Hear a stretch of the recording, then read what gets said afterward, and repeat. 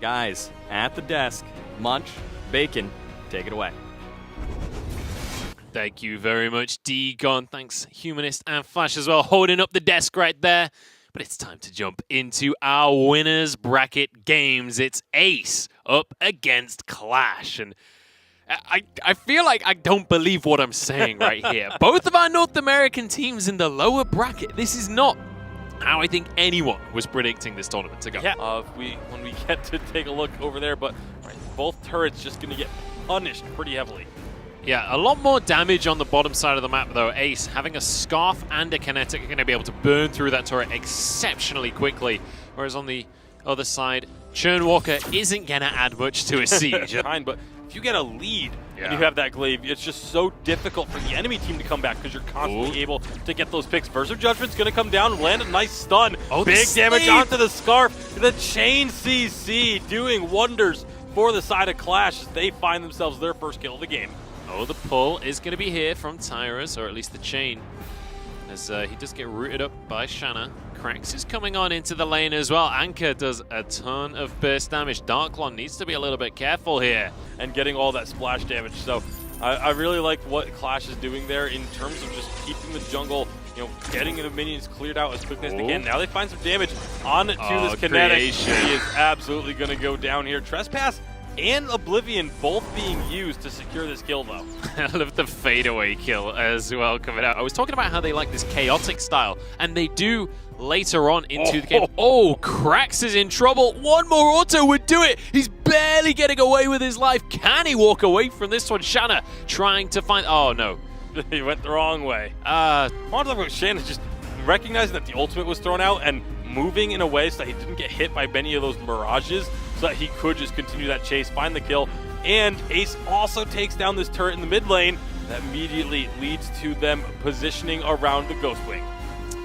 It certainly does. Ace now in command Almost of like these this dragons. Exactly what we were just talking about. Yeah.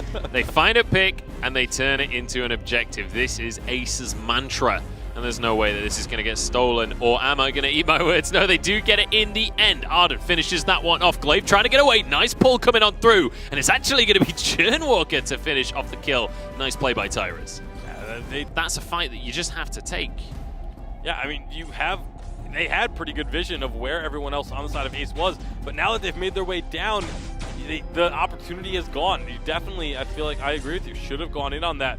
Because that's Hunka's bread and butter, is going in and just assassinating us. I mean, I guess the other side of that is farm-wise, Krax very far behind, gets the Mirage off to try and escape, but it's not going to be enough. He did a ton of damage, though, and here comes the rest of Clash. Scarf going to get the Dragon's Breath on 2-3, but will be finished off fairly quickly. Samuel going to get the heal from his passive. Techno JJ going to be trying to finish these kills off, but they decide to take the trade 1-for-1. But it's a couple of turrets as well for Ace. Yeah, Ace going into that mid lane again, saying, you know what, we'll give you a kill. We're going to take the objectives. They don't care about giving up a kill or two here and there if it means that they get objectives in return. You get that breaking point, you get it stacked up, but not a lot of players are really going for breaking points too frequently because it's not as strong as it used to be. It takes a long time to get stacked up, but it definitely, I think, again, fits perfectly for Vox. But Ace... Really, really good from Ace. They force a fight onto Krax, make him force his ultimate out, and then suddenly start this engage. Here we go.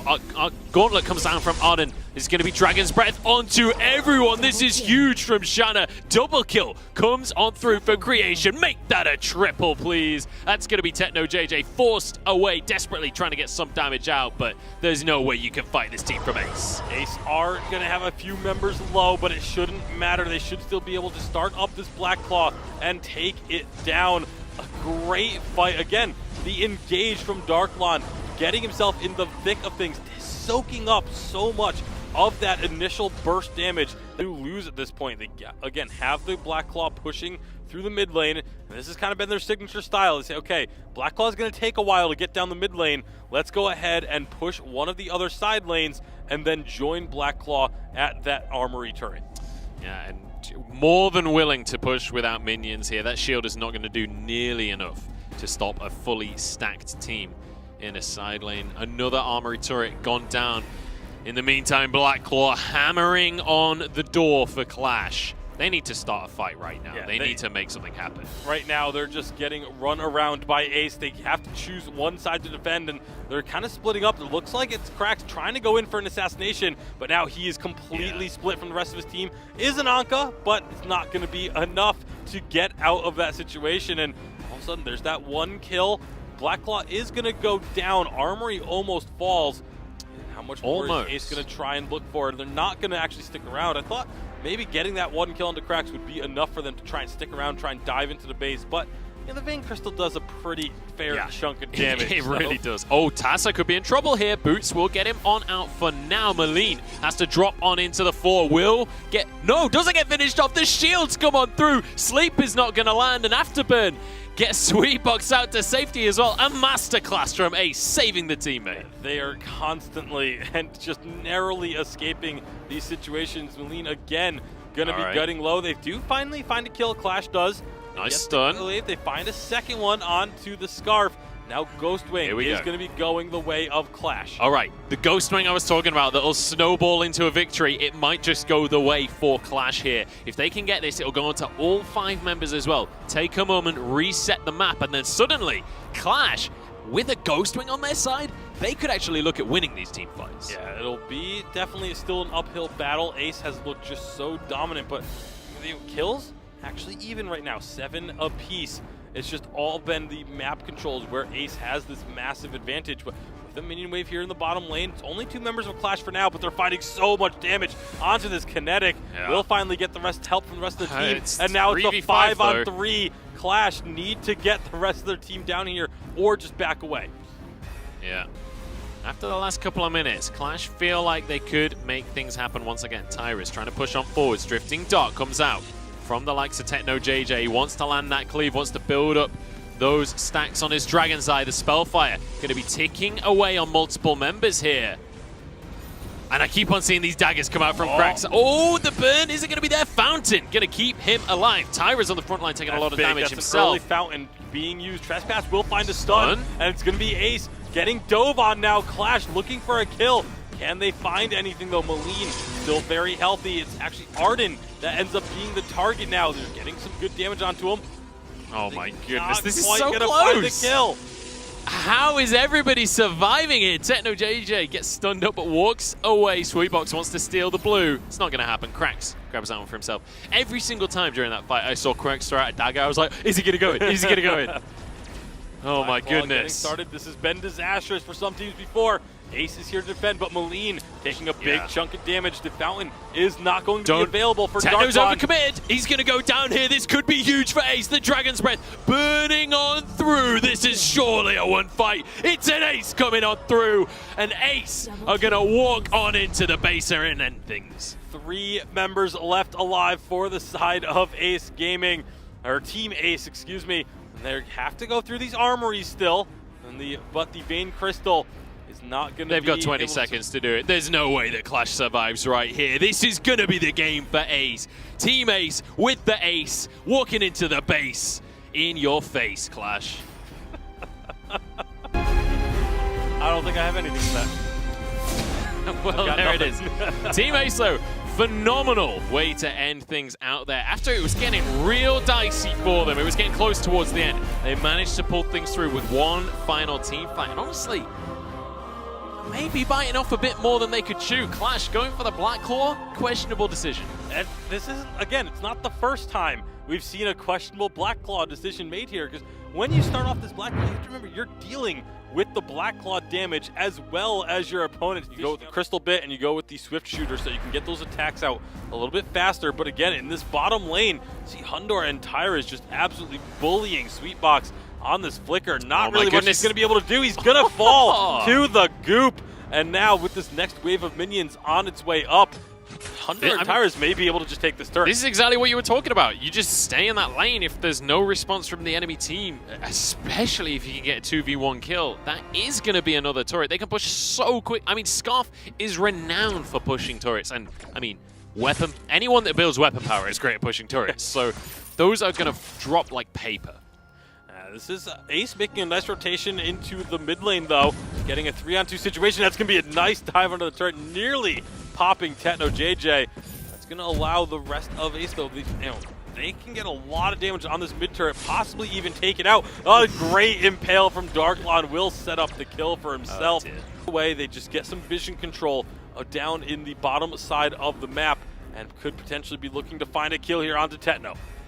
Tetno's not having a fun time of it in this game, and that's going to be Tassa just blowing him up there. I mean, fancy footwork. He dodged a lot from Lance there, but there's only so much he can do. Darklon missed like absolutely everything, but there's just still Tetno goes down because there's too many members. And again, it's all about the numbers game. 3-on-1, you're not going to win that as the one. You're not going to be able to defend that turret. That's for sure. And I'm curious to see how Tetno is going to do on this CP Vox. Tetno is known for his Vox way back in the day. It was weapon power Vox at the time. He's going for the CP. The mechanics are still the same. And here we go. Big fight underway as he jumps into the backline. It is going to be Tyra's absolutely burst on down. Tassa will be answered, though. And it's 1-for-1, jungler for jungler. And Tassa gets caught up in the gauntlet wall and does end up falling. But while this is happening, Creation is busy up at that top lane, just shoving it in himself, saying, hey, and you guys wanted to make a push with your minions on a distraction play? We can do the exact same thing. However, Ringo is able to get there and start clearing out that wave and should be able to prevent that turret from falling. No, we really haven't. It's been very high upfront damage, and that's exactly what Ghostwing is experiencing right now as QLASH just going to annihilate that dragon, and that means that they can force a team fight if they can find their targets. Darklon might just be the one, but he steps away from the stun. Now they back away, trying to disengage from the fight. I say that, it looks like Ace actually want to go for this one. Here they come diving onto the Scarf, trying to find the kill, but he's able to kite away. And that's going to be Tassa finding himself a kill. Oh, the Dragon's Breath is huge! Melting through members of Ace, though. And can they find more kills? It's going to be low on this Lance. They do take down. It's a 2-for-2, but that looks like it might be all that we get out of this. However, look at this Flicker still trying to position up on the back lines of this fight.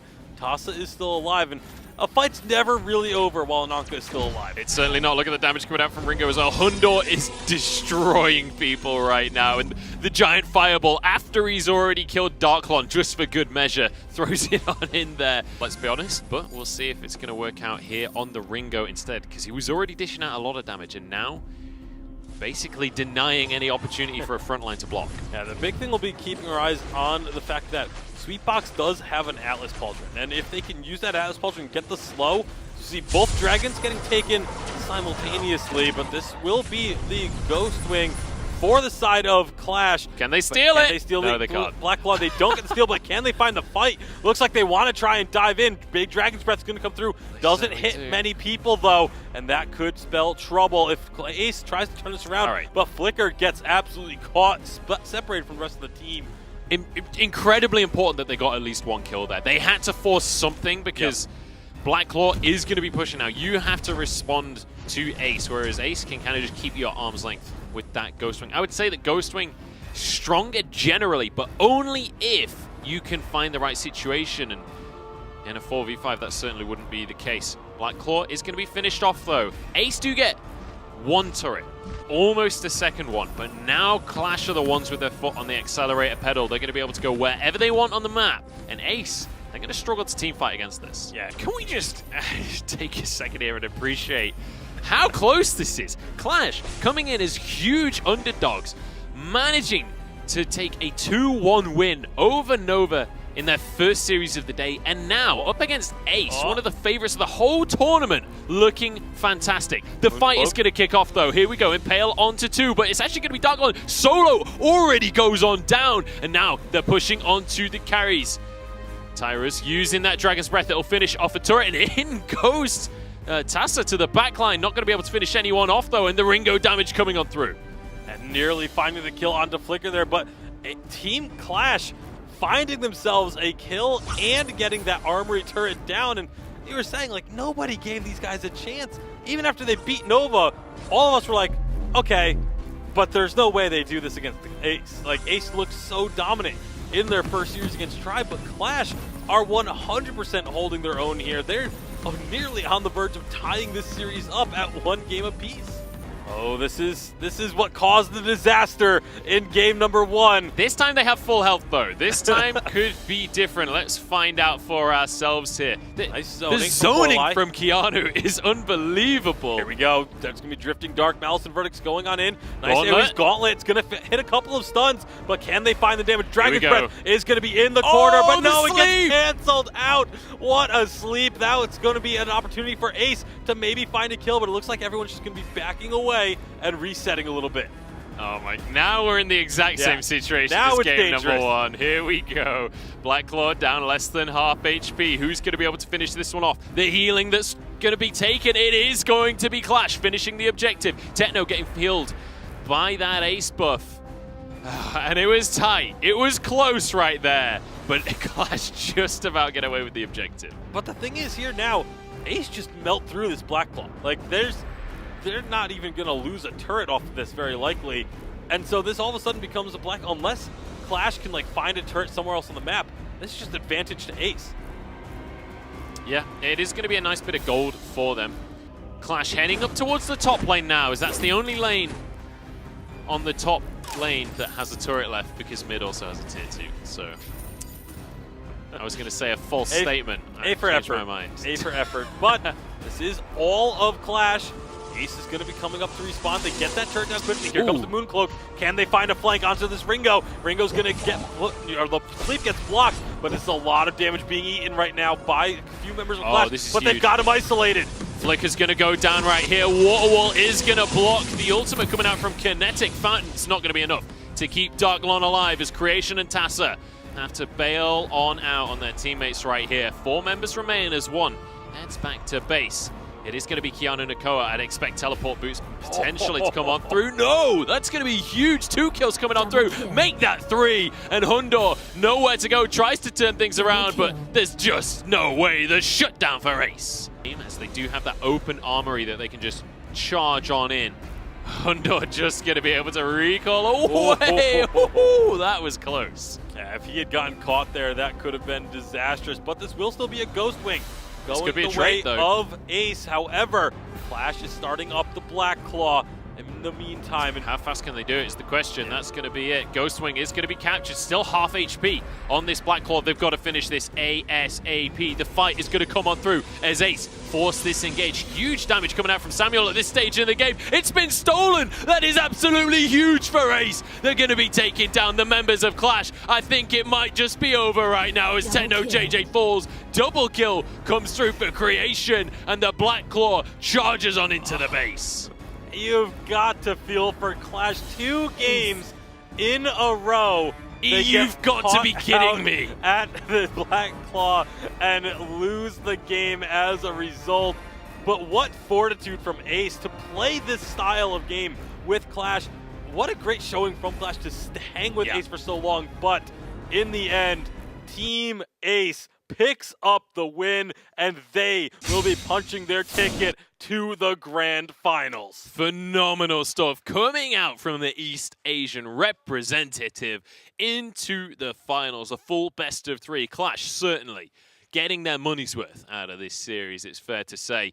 But at the end of the day, in both games as well, it all comes down to one final team fight. Yeah, and that's just the way Vainglory goes. The one team fight at the end of the game can decide everything. Doesn't matter how close the game is. One decisive team fight is all it takes. And in that one at the end, you saw it was the Lorelei getting caught, getting blown up initially.